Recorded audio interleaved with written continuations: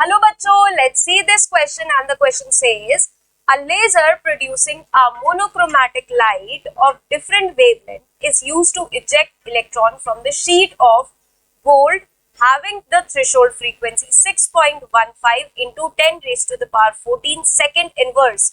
Which of the following incident radiation will be suitable for the ejection of electrons? बच्चों question में बोला गया है कि लेजर है एक वो प्रोड्यूस करती है मोनोक्रोमैटिक लाइट। मोनोक्रोमैटिक लाइट वो लाइट होती है जो एक वेवलेंथ की ही लाइट प्रोड्यूस करती है। अगर वो 600 नैनोमीटर की लाइट वेवलेंथ की लाइट प्रोड्यूस कर रही है तो ये उसी वेवलेंथ की लाइट हमेशा एमिट करते रहते हैं। of different wavelength is used to eject electron from the sheet of gold having threshold frequency।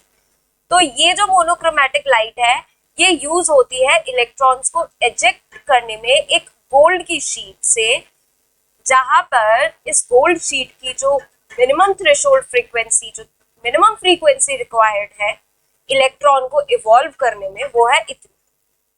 मतलब थ्रेशोल्ड फ्रीक्वेंसी वो फ्रीक्वेंसी होती है, वो मिनिमम फ्रीक्वेंसी होती है जिससे हम इलेक्ट्रॉन्स को इजेक्ट कर सके मेटल सरफेस से।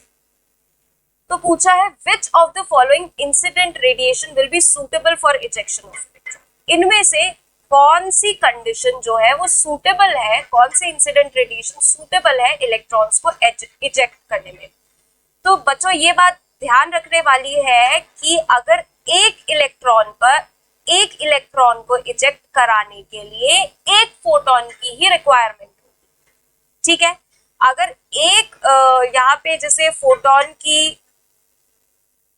एक फोटोन की फ्रीक्वेंसी है 6.15 into 10 raise to the power 14 second inverse, तो ये एक इलेक्ट्रॉन इजेक्ट कराएगा, ठीक है।